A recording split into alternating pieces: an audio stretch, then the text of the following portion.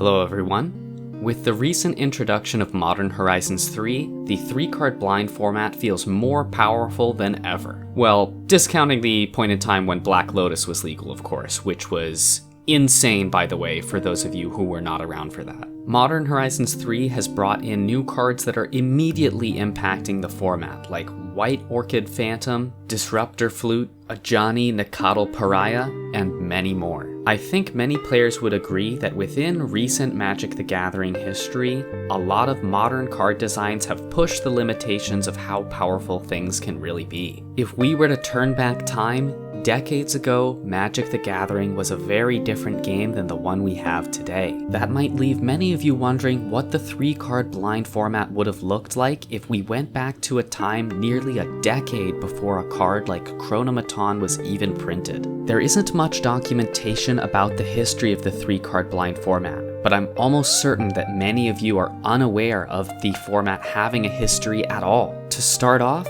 I'd like to clarify that I did not create this format. When I first learned about this format, I found it very interesting. The challenge of creating a cohesive strategy using only 3 cards was very compelling to me as somebody who loves building decks. I quickly discovered that this format had almost no digital footprint at all, so I identified that there was an unfilled niche to serve players who might be interested in this type of format. So I created this YouTube channel and the website to generate awareness about the format and foster a welcoming community where players can participate in tournaments and easily swap brews and memes with each other in the Discord. The original creator of the 3-card blind format is unknown, but the format has been around long enough that this community only represents a small fraction of the lifespan of the format. Crawling through ancient forums, the oldest example of 3-card blind that I was able to discover dated back to 2003. It's crazy to think about, but for many of you watching this video, the format is probably older than you are. The source of my prehistoric 3-card blind information is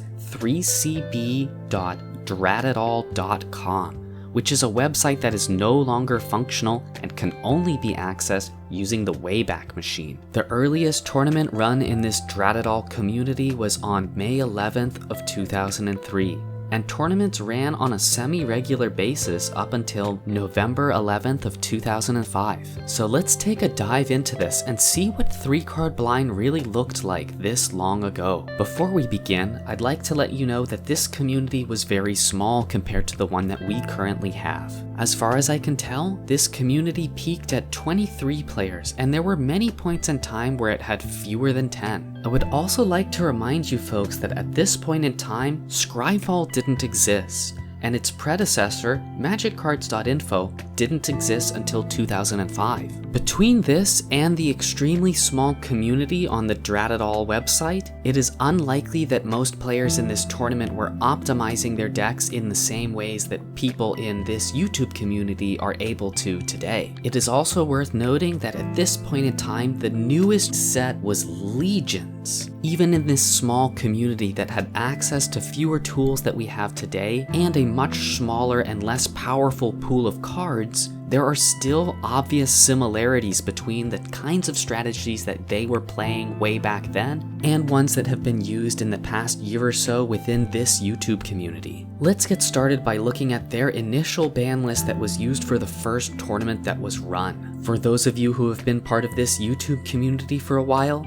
a lot of these cards are going to look very familiar to you as ones that are in our ban list. There are only 3 cards on this ban list that haven't been featured on our present day ban list, and those cards are Hymn to Turak, Mesmeric Fiend, and Mind Twist. Mesmeric Fiend is an interesting one because we recently banned Deep Cavern Bat, which is basically a strict upgrade. I can understand why somebody creating an initial ban list would look at a card like Hymn to Turak or Mind Twist and see them as problematic. I think in today's day and age, these cards are fairly tame because of the level of commitment that you require to take advantage of them. So I am a little curious to know whether these cards actually deserve to be banned back in 2003, or whether they were just banned out of precaution or simply on precedent because people didn't like cards that could force their opponent want to discard multiple cards very early on in the game. The reason I'm a bit skeptical about these 2 cards being included on the ban list is I don't see how they could possibly be much more egregious than cards like Funeral Charm or Mind Rot, but I suppose it might be easy to forget all of the discard spells that Magic has to offer. Out of the 20 people that played in this first tournament, there were 2 winners, and they were playing a deck that looks pretty familiar, which was Mishra's Workshop, Ensnaring Bridge, and Scalding Tongs. We saw this exact same deck list submitted almost 20 years later as part of the main event run through this YouTube channel in September and October of 2023. And hey, even 20 years later, the deck seems to hold up pretty well. The second best performing deck in this initial tournament was also one that we've sort of seen in present day, and that was Balance, Mox Pearl, and Mishra's Factory.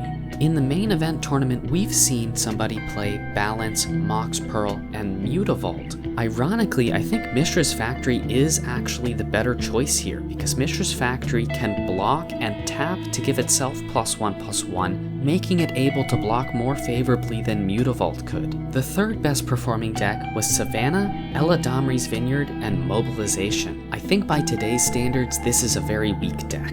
We have many fantastic options for generating lots of tokens, and this deck requires a 3-card commitment to get a single token every turn, and it doesn't get its first token until the 3rd turn of the game. The 4th best deck is another example of how much the game has changed since 2003.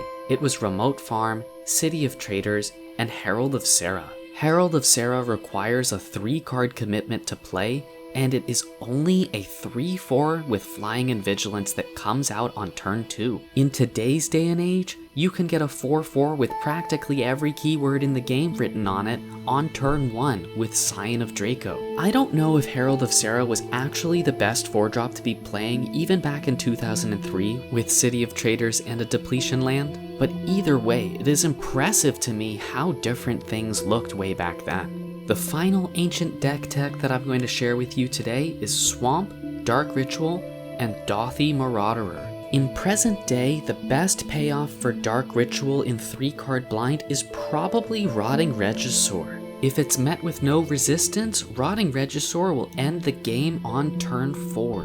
Its giant pile of stats also makes it very hard to trade effectively with it. In comparison, Dothy Marauderer wins the game on turn 8, and probably won't ever be able to be blocked. But today we have Dothy Voidwalker, which is basically just a better version of Dothy Marauderer in almost every context. So was there a better option to be using with Dark Ritual back in 2003? I'm not entirely sure. Honestly, the quality of black 3-drops back then was very poor. I think Hypnotic Spectre would have been a reasonable card to consider, but I'm not convinced that Dark Ritual was a very good card to be playing at all. There were over 100 rounds run in this older community, so we could spend all day pouring through these matches and discussing decks, so I'm going to just wrap things up here, since we got to take a pretty good look at the very first tournament run.